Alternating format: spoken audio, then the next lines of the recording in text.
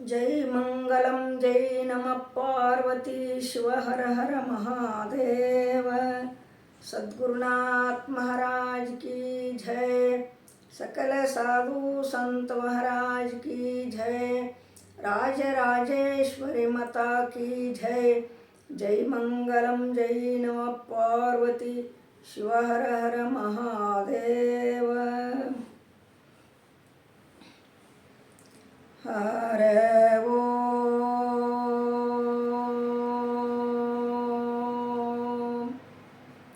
चिदंबरमठाधीशं सिद्धारूढयतीश्वरं शिष्यपशिष्यरूपेण बोधकं गुरुमाश्रये। यदङ्घ्रिकमलद्वन्द्वं तापत्रयनिवारणं शान्तेकपदं देवं सिद्धारूढमहां भजे। ಸಿದ್ಧಾರೂಢಮಹಾಂ ಭಜೆ.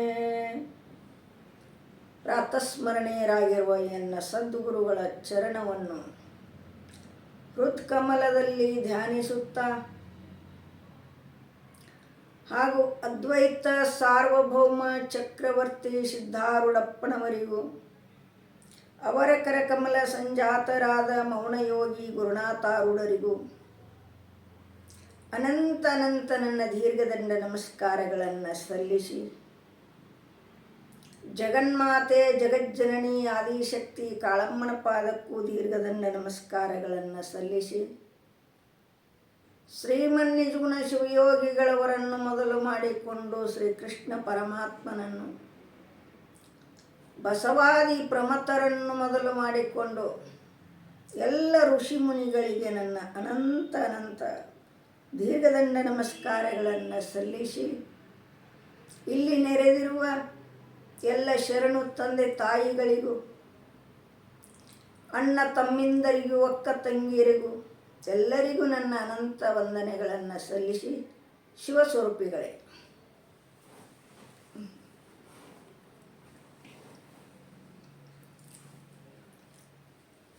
ಶ್ರೀಮನ್ನಿಜುಗುಣ ಶಿವಯೋಗಿಗಳವರು ತಮ್ಮ ಕೈವಲ್ಯ ಪದ್ಧತಿಯಲ್ಲಿ ಏನು ಹೇಳ್ಕೊಂಡು ಬಂದಾರು ಕೇಳಿದ್ರೆ,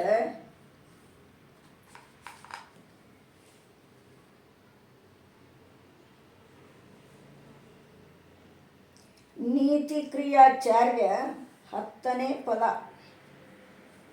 ಅದು ಯಾವುದು?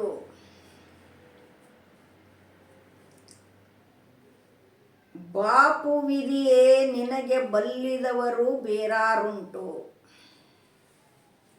ಮಹಾಮಹಿಮರೆಲ್ಲರನ್ನು ರೂಪುಗೆಡಿಸಿದಿ. ವಿಧಿ ಮೇಲೆ ಹೇಳ್ಕೊಂಡು ಬಂದಾರ ಪುಣ್ಯಾತ್ಮರೇ. ಭಲೆ ಬಾಪು ತರ್ನು ಏನಾರ ಗೆದ್ದಿದ್ದಂದ್ರೆ ಆಗಿನ ಮಂದಿ ಜೋಳದ ಚೀಲ, ಗೊಂಜಾಳ ಚೀಲ ಹೊತ್ತು ಒಗಿತಿದ್ರು. 10-20 ಚೀಲ ಒಗಿತಿದ್ರು. ಅವಾಗ ಭಲೆ ಬಾಪು ಓದ್ತಿದ್ರು, ಬೆನ್ನ ಮೇಲೆ ತಪ್ಪಡಿಸ್ತಿದ್ರು. ಹಂಗೆ ಶ್ರೀಮನ್ನಿಜುಗುಣ ಶಿವಯೋಗಿಗಳವರು ವಿಧಿಗೆ ಏನು ಹೇಳ್ಯಾರಂದ್ರೆ, ಬಾಪು ವಿಧಿ, ಭಲೆ ಬಾಪು, ನಿನಗೆ ಬಲ್ಲಿದವರು ಬೇರಾರುಂಟು. ನಿನ್ನಷ್ಟ ಬಲಿಷ್ಠಾದವರು ಯಾರೂ ಇಲ್ಲವಲ್ಲ, ನೀನ ಬಲಿಷ್ಠದಿ ಎತ್ತ ಹೇಳಿದ್ರು. ಅದಕ್ಕೆ ವಿಧಿ ಮಹಾಮಹಿಮರೆಲ್ಲರನ್ನು ರೂಪುಗೆಡಿಸಿದೆಯಲ್ಲ,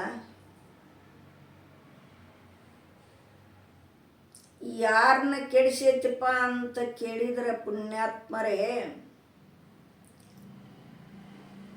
ಒಣಗಿದ ತಪ್ಪಲವನ್ನು ತಿಂದು ನೀರನ್ನು ಕುಡಿದು ಇರುವಂಥ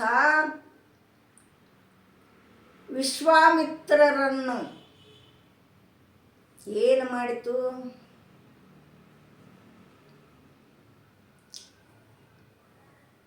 ಆಸ್ಪರಾ ಸ್ತ್ರೀ ಮೇನುಕೆ ಬಂದು ಮುಂದೆ ನರ್ತನೆ ಮಾಡ್ಲಿಕ್ಕೆ ಹತ್ತಿದ್ಲು.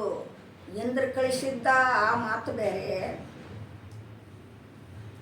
ಆದರೆ ಒಣಗಿದ ತಪ್ಪಲವನ್ನು ತಿಂದ ತಪಶ್ಚರ್ಯನ್ನು ಮಾಡುತ್ತಿರುವಾಗ ಹೆಣ್ಣು ಬಂದು ಮುಂದೆ ನರ್ತನೆ ಮಾಡಿದಾಗ ಏನಾಯಿತು? ಕಾಮದ ಕಣ್ಣು ತೆರೀತು. ಅಂಥ ಬಲಿಷ್ಠವಾಗಿರತಕ್ಕಂಥ ಕಾಮ. ಇದ ಪದ್ಯದೊಳಗೆ ಇಲ್ಲೇ ಹೇಳ್ಯಾರ ನಿಜಗುಣ ಶಿವಯೋಗಿಗಳವರು. ಅಬ್ಬಬ್ಬ ಎಂಥವನು ಕಾಮನು. ಕಾಮನತಕ್ಕಂಥವ ಭಾಳ ಬಲಿಷ್ಠದಾನ. ನೋಡು, ಒಣಗಿದ ತಪ್ಪಲವನ್ನು ತಿಂದ ತಪಶ್ಚರ್ಯ ಮಾಡುವ ಸಂದರ್ಭದಲ್ಲಿ ಕಾಮದ ಕಣ್ಣವನ್ನು ತೆರೆಸಿತು. ಬಾಪು ವಿಧಿ. ಮೇನಕಿ ಜೊತೆಗೆ ಕೂಡಿ ಏನಾಯಿತು? ಹೆಣ್ಣು ಮಗುವನ್ನು ಹೆತ್ತ ವಿಶ್ವಾಮಿತ್ರರು. ವಿಶ್ವಾಮಿತ್ರರು ಅಂದ್ರೆ ಭಾಳ ಬಲಿಷ್ಠರವರು. ಆ ಹೆಣ್ಣು ಮಗು ಅದೇ ಶಕುಂತಲ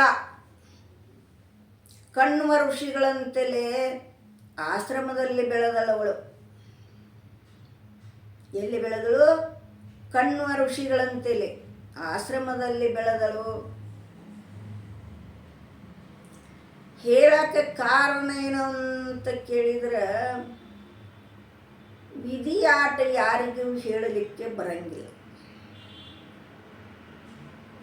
ವಿಧಿ ಬರಹ ಯಾರನ್ನು ಬಿಟ್ಟಿಲ್ಲವಣ್ಣ, ವಿಧಿ ಬರಹ ಯಾರನ್ನು ಬಿಟ್ಟಿಲ್ಲವಣ್ಣ. ಕಾಮನು ಸುಟ್ಟ ಶಿವನು ವಿಧಿ ಬರಹ ಸುಡದಾದ. ಕಾಮನು ಸುಟ್ಟ ಶಿವನು ವಿಧಿ ಬರಹ ಸುಡದಾದ. ಪರಮಾತ್ಮ ಕಾಮನನ್ನು ಸುಟ್ಟ, ಆದರೆ ವಿಧಿಯನ್ನು ಸುಡುವುದು ಅವನಿಂದ ಆಗಲಿಲ್ಲ, ಪರಮಾತ್ಮನಿಂದನ ಆಗಲಿಲ್ಲ. ಅಂದ ಬಳಿಕ ನಮ್ಮ ಪಾಡೇನ್ರಿ? ಕಾಮನ ಸುಟ್ಟ ಪರಂತು ವಿಧಿಯನ್ನು ಸುಡುವುದವನಿಂದ ನೀಗಲಿಲ್ಲ. ಅದಕ್ಕೆ ಬಾಪು ವಿಧಿಯೇ, ನಿನಗೆ ಬಲ್ಲಿದವರು ಬೇರಾರುಂಟು. ಹೇಳಿಕೊಂಡು ಬಂದರೆ ಪುಣ್ಯಾತ್ಮರೇ, ಯಾವ ಅಂಬರೀಷನ ಮಗಳಾಗಿರತಕ್ಕಂಥ ವೇದವತಿ ಹಿಮಾಲಯದಲ್ಲಿ ಮಹಾವಿಷ್ಣುವನ್ನೇ ಲಗ್ನವಾಗಬೇಕೆಂದು ತಪವನ್ನಾಚರಣೆ ಮಾಡ್ತಿದ್ಲು. ಯಾರು? ವೇದವತಿ. ಹೀಗಿರುವಾಗ ರಾವಣು ಎಲ್ಲ ರಾಜವನ್ನು ಗೆದ್ಕೋತ ಹಿಮಾಚಲ ಪರ್ವತಕ್ಕೆ ಬಂದ. ಅಲ್ಲಿ ಬಂದು ಆ ತಪಶ್ಚರ್ಯ ಕುಳಿತಿರತಕ್ಕಂಥ ಸುಂದರವಾಗಿರತಕ್ಕಂಥ ವೇದವತಿಯನ್ನು ಕಂಡ. ಅವಾಗೇನು ಮನುಷ್ಯನಾಗ ಬತ್ರಿ? ಯಾರು ನೀನು ಎಲೆ ಸುಂದರಿ ಅಂದವ. ಇಲ್ಲೇಕೆ ಕುಳಿತಿರುವೆ? ಗರ್ಜಿಸಿ ಕೇಳಿದಾಗ ವೇದವತಿ ಹೇಳ್ತಾಳ, ನಾನು ಮಹಾವಿಷ್ಣುವನ್ನೇ ಲಗ್ನವಾಗಬೇಕು.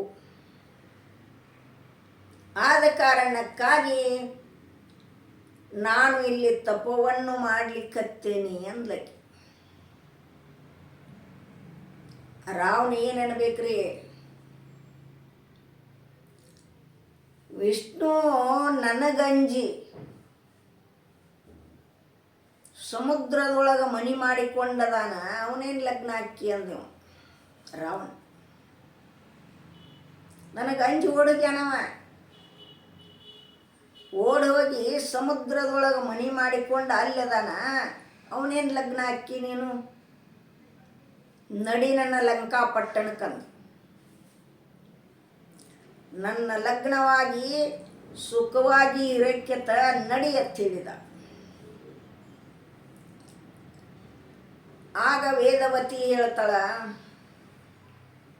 ಮುಟ್ಟಲಿಕ್ಕೆ ಹೋದ್ರೆ ಯಾರು ರಾವಣ ಮುಟ್ಟಲಿಕ್ಕೆ ಹೋದಾಗ, ನೀ ಮುಟ್ಟಬೇಡ ನನ್ನ, ಇದು ಮಲಿನವಕ್ಕತಿ ಶರೀರ, ಮುಟ್ಟಲಿಕ್ಕೆ ಹೋಗಬೇಡ ಅಂತೇಳಿ ಪರಿಪರಿಯಿಂದ ಹೇಳಿದರು ಕೂಡ ರಾವಣ ಮುಟ್ಟೇ ಬಿಟ್ಟ. ಮುಟ್ಟಿದ ಮ್ಯಾಲ ಮಲಿನವಾದಗಳೇ ವೇದವತಿ ಏನು ಮಾಡಿದಳು ಅಂತ ಕೇಳಿದ್ರೆ, ಆಕಿ ಯಜ್ಞ ಕುಂಡಲದಲ್ಲಿ ಹಾರಿಬಿಟ್ಲ್ರಿ, ಆಕೆ ಪ್ರಾಣವನ್ನು ತ್ಯಾಗ ಮಾಡಿದ್ಲು. ಏನು ಸಂಕಲ್ಪ ಮಾಡಿದಳು ಅಂತ ಕೇಳಿದ್ರೆ, ನಾನು ಮುಂದಿನ ಜನ್ಮದಲ್ಲಿ ಶ್ರೀರಾಮಚಂದ್ರ ಹುಟ್ಟಿ ಬರ್ತಾನ, ಅವನನ್ನ ಲಗ್ನವಾಗಿ ನಿನ್ನ ಮಗಳಾಗಿ ಜನಿಸಿ ಬರ್ತಾನ. ಮೊದಲ ನಿನ್ನ ಮಗಳಾಗಿ ಜನಿಸಿ ಬಂದು ಆಮೇಲೆ ಶ್ರೀರಾಮಚಂದ್ರನನ್ನ ಲಗ್ನವಾಗಿ ಅವನಿಂದ ನಿನ್ನ ಸಂಹಾರ ಮಾಡಿಸ್ತಾನಂದ್ಲೆ. ವೇದವತಿ ಶಪಥವನ್ನು ಮಾಡಿ ಆ ಅಗ್ನಿಕುಂಡಲದಲ್ಲಿ ಹಾರಿಬಿಟ್ರು. ಹಾರಿದಾಗ ಮುಂದ ಮಂಡೋಲದರಿ ರಾವಣನ ಧರ್ಮ ಪತ್ನಿ ಆದ ಮಂಡೋಲದರಿ ಹೊಟ್ಟಿಲೇ ಆದ್ಲು. ಹೆಣ್ಣು ಶಿಶುವನ್ನು ಹೆತ್ಲಕ್ಕಿ ಅಲ್ಲ, ಇದರದು ಜಾತಕವನ್ನು ತೆಗೆಸ್ಕೊಂಡು ಬರ್ಬೇಕಂದ್ರೆ ಅವನ ಪ್ರತಿಯೊಬ್ಬರು ತಮ್ಮ ಮಕ್ಕಳು ಹುಟ್ಟಿದ್ರ ಪಿಳ್ಳೆ ಜಾತಕವನ್ನು ತೆಗೆಸ್ತಾರೆ. ಕುಂಡಲಿ ಹೆಸರು ಏನು ಬಂದತಿ, ಹುಟ್ಟೆಸರು ಏನೈತಿ, ಚಲೋ ಮುಹೂರ್ತದಾಗ ಹುಟ್ಟೈತೆ ಇಲ್ಲೋ, ಶಾನ್ಯಾರನ್ನ ಪಂಚಾಂಗ ನೋಡೋವ್ರನ್ನ ಹೋಗಿ ಕೇಳಿ ಬರ್ತಾರೆ. ಹಂಗ ರಾವಣ ಏನು ಮಾಡಿದ ಅಂತ ಕೇಳಿದ್ರೆ, ಆ ಪುತ್ರಿ ಜಾತಕವನ್ನು ತೆಗಿಸಿದ, ಕುಂಡಲಿಯನ್ನು ತೆಗಿಸಿದಾಗ ಅಲ್ಲಿ ಏನು ಬತ್ತು ಅಂತ ಕೇಳಿದ್ರೆ, ಈ ಮಗುವಿನಿಂದ ನಿನಗೆ ಮರಣ ಐತಿ, ಅಪಘಾತಕ್ಕೆ ಐತಿ ಹೇಳಿದ್ರಿ. ಜಾತಕ ತೆಗೆಯವರು ಕುಂಡಲಿ ಒಳಗೆ ಹೊಂಟಿತದು, ಈ ಶಿಶುವಿನಿಂದ ನಿನಗೆ ಅಪಘಾತಕ್ಕೆ ಐತಿಪ್ಪ ಅಂತ ಹೇಳಿ ಕಳಿಸಿದರು. ಆಗ ರಾವಣ ಅಂಜಿದ, ಈ ಶಿಶುವಿನಿಂದ ಈ ಮಗುವಿನಿಂದ ನನಗೆ ಅಪಘಾತಕ್ಕೆ ಐತಂದ ಬಳಿಕ ಇದರ ಪ್ರಾಣ ತೆಗೆದ ಬಿಡುನು ಅಂತ ನಿರ್ಧಾರ ಮಾಡಿದಾಗ ಆ ಕುಂಡಲಿ ತೆಗೆಯುವಂಥ ಗುರುಗಳು ಏನು ಹೇಳಿದರು, ನೋಡಪ್ಪ ಇದು ಶಿಶು ಹತ್ಯೆ ಆಕ್ಕತಿ, ಭಾಳ ಕೆಟ್ಟ, ಇದನ್ನಷ್ಟ ನೀವು ಉಣ್ಬೇಕಾಕ್ಕತಿ, ಹಂಗೇನು ಮಾಡ್ಲಿಕ್ಕೆ ಹೋಗಬೇಡ, ಎಲ್ಲ ನದಿ ಒಳಗೆ ಸಮುದ್ರದೊಳಗೆ ಪೆಟ್ಟಿಗೆ ಒಳಗೆ ಹಾಕಿ ಬಿಟ್ಟು ಬಿಡು ಹೇಳಿದ್ರಿ ಅವರು ಗುರುಗಳು. ಹೇಳಿದಾಗ ಏನು ಮಾಡಿದ ಅಂತ ಕೇಳಿದ್ರೆ, ಒಂದು ದೊಡ್ಡ ಪೆಟ್ಟಿಗೆಯನ್ನು ತೆಗೆದುಕೊಂಡು ಆ ಪೆಟ್ಟಿಗೆ ಒಳಗೆ ಆ ಶಿಶುವನ್ನು ಹಾಕಿ ಕೀಲಿ ಹಾಕಿ ಹಗರ ಹೋಗಿ ಸಮುದ್ರದ ದಂಡಿಗೆ ಬಿಟ್ಟು ಬಿಟ್ಟ ರಾವಣ. ಆ ಸಂದಕ್ಕೆ ಎಲ್ಲಿ ಹೋಗಿ ಹತ್ತಿತು ಅಂತ ಕೇಳಿದ್ರೆ ಮಿಥಿಲಾ ಪಟ್ಟಣಕ್ಕೆ ಹೋಗಿ ಹತ್ತಿತು ರೀ. ಅದು ಮಿಥಿಲಾ ಪಟ್ಟಣಕ್ಕೆ ಹೋಗಿ ಹತ್ತಿದಾಗ ಆ ಸಮುದ್ರ ದಂಡಿಯಲ್ಲಿರತಕ್ಕಂಥ ಆ ಜನಕರಾಜನ ಭೂಮಿ. ಆವಾಗ ಜನಕರಾಜ ಏನು ಮಾಡಿದ್ರಿ ಅಂತ ಕೇಳಿದ್ರೆ, ಹೊಲಸು ಹಿಡ್ದೈತಿ, ಭೂಮಿ ಎಲ್ಲ ಸ್ವಚ್ಛ ಮಾಡಬೇಕಲ್ಲ ಅಂಥೇಳಿ ನೇಗಲಕವನ್ನು ಹಚ್ಚಿದ್ರು. ಯಾರು? ಜನಕ ಮಹಾರಾಜ. ಗಳೆ ಹೊಡೆಯಕ್ಕೆ ಹಚ್ಚಿದಾಗ ಆಗ ಗಳೆಯಕ್ಕಾಗಿ ಇದು ಸಂದಕ ತಾಕಿತು. ಎದ್ದ ಮ್ಯಾಲ ಬಿತ್ತದ ಸಂದಕ.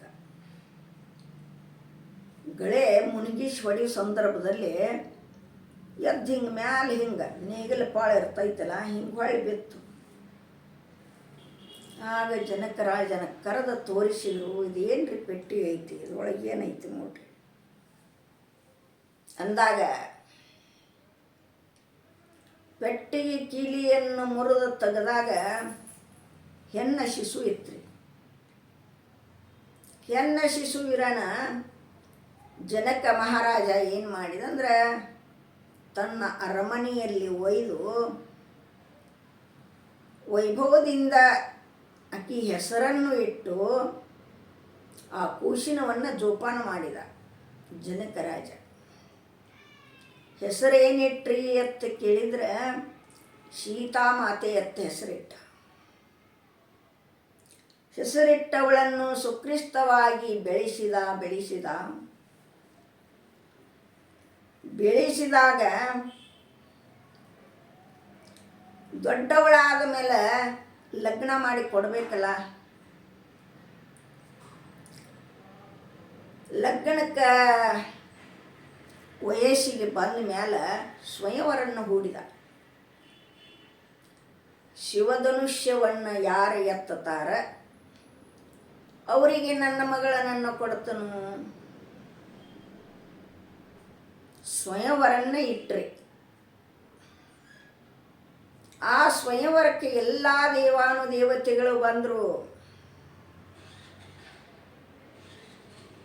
ಎಲ್ಲ ದೇವಾನುದೇವತೆಗಳು ಬಂದ ಎಲ್ಲರೂ ಕೂತ್ರು. ರಾವಣನು ಬಂದು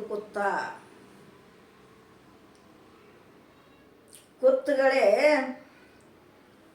ವಿಶ್ವಾಮಿತ್ರರು ತಮ್ಮ ಯಜ್ಞಕ್ಕಾಗಿ ಅಡ್ಡ ಬರುತ್ತಿರುವ ಮಾರೀಚನನ್ನು ಸುಬಾವನನ್ನು ಸಂಹಾರ ಮಾಡಲಿಕ್ಕೆ ಸಣ್ಣಾಗಿರ್ತಾನ ಅವ್ರನ್ನ ತನ್ನ ಪಟ್ಟಣಕ್ಕೆ ಕರ್ಕೊಂಡು ಹೋಗಿದ್ರು ವಿಶ್ವಾಮಿತ್ರರು. ದಶರಥ ಮಹಾರಾಜ ಹೇಳಿ ಅವ್ರನ್ನ ಕರ್ಕೊಂಡು ಹೋಗಿದ್ರು.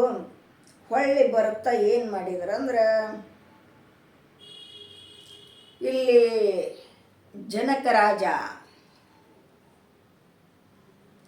ಸ್ವಯಂವರ ಹೂಡ್ಯಾನ, ನಡೀರಿ ಅಂಥೇಳಿ ಆ ಶ್ರೀರಾಮ ಲಕ್ಷ್ಮಣನನ್ನು ಕರೆದುಕೊಂಡ ಬಂದರು. ಬಂದ ತಾವು ಕುಳಿತರು. ಕುಳಿತಾಗ ಮೊದಲೇ ಸರ್ತಿ ಯಾರ್ದಪ್ಪ ಎತ್ತುವುದು ಅಂತ ಕೇಳಿದ್ರೆ ರಾವಣ 10 ತಿಳಿಯದಾವಲ್ಲ ನನಗೆ, ನಾ ಬಲಿಷ್ಠದನು, ಎತ್ತಿ ಅಕ್ಕಿ ನನ್ನ ಗೆದಿತನಂತ ತಿಳ್ಕೊಂಡು ರಾವಣ ಶಿವಧನುಷ್ಯವನ್ನು ಎತ್ತಲಿಕ್ಕೆ ಹೋದಾಗ ಏನಾಯ್ತಂದ್ರೆ ಎದಿ ಮೇಲೆ ಹಾಕ್ಕೊಂಡು ಬಿದ್ದ. ನೀಗಲಿಲ್ಲ ಅವನಿಗೆ. ಅವೆಲ್ಲ ಅಹಂಕಾರದಿಂದ ಹೋಗಿದ್ದ ಪರಂತು ಅದು ಎತ್ತುದ ನೀಗಲಿಲ್ಲ. ಬಿದ್ದಗಳೇ ಸಣ್ಣ ಮುಖ ಮಾಡಿಕೊಂಡು ಕೂತ. ಆಮೇಲೆ ಏನಾಯ್ತಂದ್ರೆ ಸೊನ್ನೆ ಮಾಡಿದರು. ಯಾರು? ವಿಶ್ವಾಮಿತ್ರರು ಶ್ರೀರಾಮಚಂದ್ರನಿಗೆ ಸೊನ್ನೆಯನ್ನು ಮಾಡಿದಾಗ ಶ್ರೀರಾಮ ಪ್ರಭು ಶಿವಧನುಷ್ಯವನ್ನು ಎತ್ತಿ ಮುರಿದು ಬಿಟ್ಟ. ಎಡಗೈಲೆ ಎತ್ತಿ ಬಿಟ್ಟ. ಆಗ ಸಖಿಯರೆಲ್ಲ ಜಾನಕಿನನ್ನು ಕರ್ಕೊಂಡು ಬಂದು ಮಾಲೆಯನ್ನು ಹಾಕಿಸಿದ್ರು. ಯಾರಿಗೆ? ಶ್ರೀರಾಮಚಂದ್ರನಿಗೆ. ಲಗ್ನವಾಯಿತು. ಲಗ್ನ ಆದಗಳೇನ ಮತ್ತಮ್ಮನಿಗೆ ಕರ್ಕೊಂಡು ಹೋಗೋರಲ್ಲ, ಕರ್ಕೊಂಡು ಹೋದರು. ಮುಂದೆ ಯಾರಾಗಿ ಬಂದಿಳಂದ್ರೆ ಅದ ವೇದವತಿ ಏನು ಯಜ್ಞಕುಂಡಲದಲ್ಲಿ ಹಾರಿದ್ಲ, ಸಂಕಲ್ಪ ಮಾಡಿ ಸೀತಾಮಾತೆ ರಾವಣನ ಮಗಳಾಗಿ ಬಂದ ನಿನ್ನ ತಲೆಯನ್ನು ಕತ್ತರಿಸಿಬಿಡಿಸ್ತಾನ ನನ್ನ ಮಹಾವಿಷ್ಣುವಿನಿಂದ ಅಂತೇನು ವರ ಹೇಳಿದ್ಲಲ್ಲ. ಹೇಳಿದ್ದ ಕಾರಣಕ್ಕಾಗಿ ಸೀತಾಮಾತೆಯಾಗಿ ಶ್ರೀರಾಮಚಂದ್ರನ ಲಗ್ನವಾಗಿ ಮುಂದೇನಾತ ರಾಮಾಯಣ ಆಗಿ ಹೋತ್ಲ. ಯಾರಿಂದ ಹೋತು? ತಲೆ ಅವಂದ, ರಾವಣಿಂದ. ಶ್ರೀರಾಮಚಂದ್ರನದಿಂದನ ರಾವಣ ತಲೆ ಹೋತು, ಲಂಕಾಪಟ್ಟಣ ಸುಟ್ಟಿತು. ಇದನ್ನೆಲ್ಲ ಮಾಡಿದ್ದು ಬಾಪು ವಿಧಿಯೇ. ಇದನ್ನೆಲ್ಲ ಯಾರು ಮಾಡಿದರು? ಬಾಪು ವಿಧಿಯೇ. ನಿನಗೆ ಬಲ್ಲಿದವರು ಬೇರಾರುಂಟು, ಮಹಾಮಹಿಮರೆಲ್ಲರನ್ನು ರೂಪುಗೆಡಿಸಿದಿ. ಬಾಪು ವಿಧಿಯೇ ಲಂಕಾಪಟ್ಟಣವನ್ನು ಸುಟ್ಟು ಸೀತಾಮಾತೆಯನ್ನು ಓದಿಟ್ಟಿದ್ಲ. ಕರೆದುಕೊಂಡು ಬಂದ್ರ ಪುಣ್ಯಾತ್ಮರೇ. ಹೇಳಲಿಕ್ಕೆ ಕಾರಣ ಏನಂತ ಕೇಳಿದ್ರೆ, ವಿಧಿಯಾಟ ಹಿಂಗೈತಿ. ವಿಧಿ ಬರಹ ಯಾರನ್ನೂ ಬಿಟ್ಟಿಲ್ಲವಣ್ಣ, ಯಾರನ್ನೂ ಬಿಟ್ಟಿಲ್ಲ ವಿಧಿ. ಪರಮಾತ್ಮ ತಂದ ಹನಿಬಾರ್ದಾಗ ಏನತ್ತೆ ನುಡ್ಕೋಬೇಕಂದತ್ತ ನುಡ್ಕೊಂಡಾಗ ಅವನು ಹನಿಬಾರ್ದಾಗ ಭಿಕ್ಷಾ ಬೇರೆ ತಿನ್ನೋದಿತ್ತತ್ತ, ಊಟ ಮಾಡೋದಿತ್ತತ್ತ. ಹಂಗೆ ಎಲ್ಲ ತಪ್ಪಿಸಲಿಕ್ಕೆ ಬರ್ತತಿ, ಪರಂತು ಪ್ರಾರಬ್ಧವನ್ನು ತಪ್ಪಿಸಲಿಕ್ಕೆ ಯಾರಿಗೂ ಆಗುವುದಿಲ್ಲ. ಅದಕ್ಕೆ ಧರುಣಿಯೊಳು ಬಂದು ಪ್ರಾರಬ್ಧಗಳನ್ನುಂಡು ತೀರಿಸಬೇಕಲ್ಲ, ದಾರಿಗೂ ತಪ್ಪದು ತಿಳ್ಕೊಂಡು ಮುಂದಾರ ಪುಣ್ಯಾತ್ಮರೇ. ವಿಧಿಯಾಟ ಇಷ್ಟೆಲ್ಲ ಐತಿ. ತಾ ಮಾಡುವುದೊಂದು, ದೇವರು ಮಾಡುವುದೊಂದು, ಸುಳ್ಳು ತಾ ಬಯಸಿದರೆ ಆಗುವುದೊಂದು. ನಾವು ಏನಾರ ಲೆಕ್ಕ ಹಾಕಿವ, ಏನಾರ ಮಾಡ್ಬೇಕಂತ ಹೇಳಿ ನಮ್ಮದು ಹೋಗ್ಕತ್ತದ. ಬಗಸಿದ್ದು ಹೋತ. ದೇವರು ಮಾಡೋದೊಂದು, ಸುಳ್ಳು ಬಗಸಿರ ಆಗೋದರ ಏನೈತೆ. ಹಂಗೆ ವಿಧಿ ಆಟ. ವಿಧಿ ಬಾಪು ವಿಧಿಯೇ ನಿನಗೆ ಬಲ್ಲಿದವರು ಬೇರಾರು ಉಂಟು ಅಂಥೇಳಿ ಶ್ರೀಮನ್ನಿಜಗುಣ ಶಿವಿಗಳವರು ಹೇಳ್ಕೊಂಬಂದಾರ ಪುಣ್ಯಾತ್ಮರೇ. ಪ್ರಾರಬ್ಧ ಆಗಿದ್ದದು ತಪ್ಪುವುದಿಲ್ಲ. ಎರಡು ತೊದಲ ನುಡಿಗಳನ್ನು ಅಸದ್ಗುರುನಾಥನ ಚರಣಕ್ಕೆಟ್ಟ ಮುಗಿಸ್ತಾ ಇದ್ದೇನೆ. ತತ್ಸತ್ ಪರಬ್ರಹ್ಮಣೇ ನಮಃ. ಹರಿ ಓಂ.